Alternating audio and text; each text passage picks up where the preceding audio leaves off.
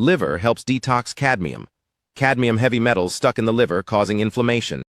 In this video, I'm going to be talking about cadmium, which is a heavy metal that can be toxic. Also, what vitamin can help, but also this one vitamin, if it's too high, could also be problematic with cadmium. Also, how the liver plays a role in cadmium detox. Now, make sure to like and share this video with your friends and family to help push out these videos to a wider audience, to help them know the other missing pieces and missing information that they should know, that they need to know, that many of the other health channels and health influencer YouTube channels are possibly leaving out. And they're very important pieces to make full sense of how to properly care for their health. So make sure to like as well. Okay, so cadmium has an extremely long biological half-life, often 10 to 30 years. So your body removes it very slowly. Most of it accumulates in the kidneys and liver. So that's why it's important to keep a healthy liver to help detox the cadmium, since that is the liver's job. Also, cadmium can be present, unfortunately, in foods like chocolate, which is unfortunate because chocolate has major health benefits, especially for the immune system, just such as PGC1A. But if the chocolate has cadmium, then it can't have too much chocolate. So the consequences of not reducing cadmium is kidney damage, because cadmium accumulates in renal tissue, can also cause protein leakage in urine. Also, bone loss and fragility. Cadmium can be linked to lower bone density and higher fracture risk. So that's especially critical for older people. As they're getting older, they're more likely to fall and get fractures. Next is cardiovascular stress. Associated with high blood pressure and increased risk of heart disease. And cadmium can also lead to cognitive decline, especially if it's long-term exposure, brain fog, and mood changes, and disrupting neurotransmitter systems. So that's for the brain. This channel is more of a cancer and immune system channel, so I probably won't be covering the brain. Cadmium is also classified as a group 1 carcinogen or cancer risk. Lung cancer, especially in smokers, and also kidney and prostate cancer.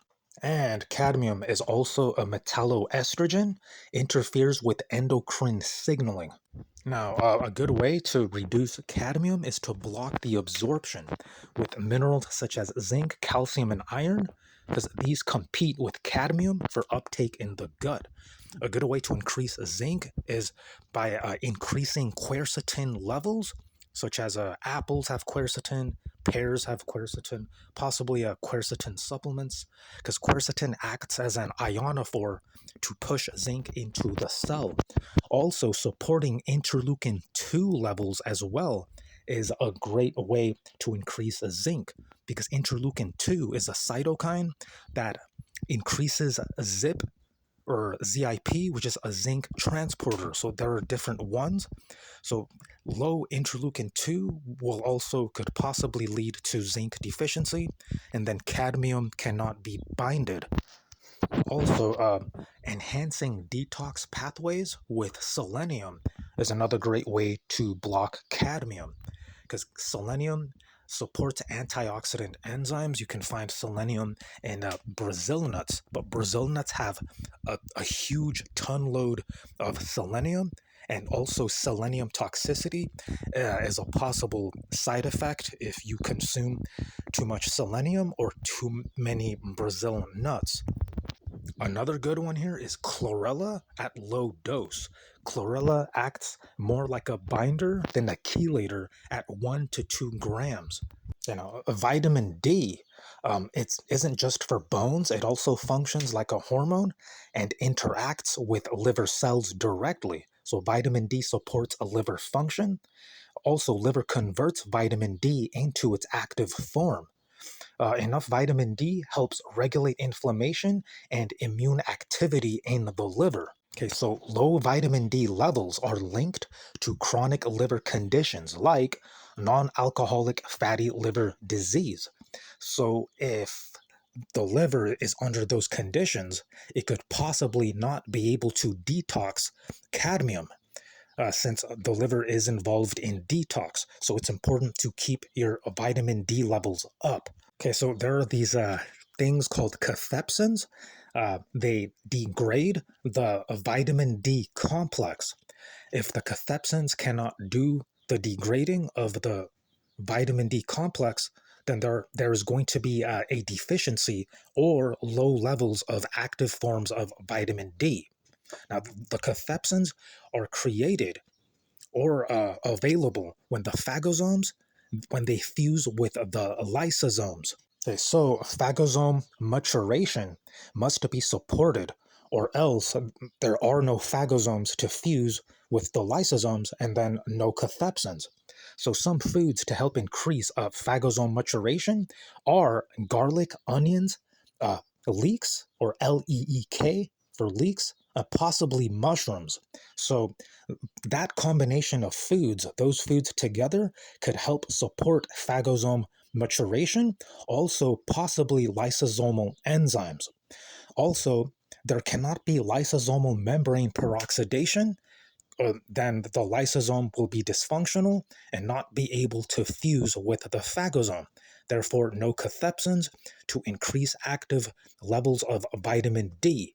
A great way to support the lysosomes is with magnesium supplementation, because magnesium has repair enzymes that helps keep the lysosome from getting into lysosomal membrane peroxidation states or conditions. Some foods that have magnesium, one of my favorites is pistachios. Pistachios have a rather modest amount of magnesium. You can easily find pistachios over at Aldi, which is a place that I usually frequent to get my pistachios. So if vitamin D is available for the liver, then the liver will be a lot more functional and more healthier, and should be a lot more able or a lot more competent at detoxifying pathogens, including cadmium. So also some other sources of cadmium are cigarettes. Cigarettes are the biggest source by far of cadmium. Also, other frequent high cadmium foods include shellfish, organ meats, and as I said earlier, some cocoa heavy products. Okay, also a bonus tip, wash your produce or vegetables and fruits well, because this reduces soil-based accumulation risk of cadmium, since fruits and vegetables, they are out in the fields. Okay, so quick recap, cadmium has 10 to 30 year lifespan in the body. It actually gets degraded or removed very slowly. Minerals such as zinc, calcium, iron help bind or block cadmium. Quercetin and ionophore helps zinc get pushed into the cells. Interleukin 2 is a cytokine that helps increase zip transporters for zinc. Also, phagosomes and lysosomes, they have to fuse together with the help of magnesium, mushrooms, leeks, garlic, and onions. Phagosomes have to fuse with lysosomes in order for the cathepsins to degrade the vitamin D complex, or else, if not, then low vitamin D levels, and then liver cannot detox cadmium because the liver needs vitamin D to reduce liver inflammation. So that's it for the video. If you're interested in more future videos, then like, share, comment. Keep it locked in here on my channel, and I'll see you in the next video.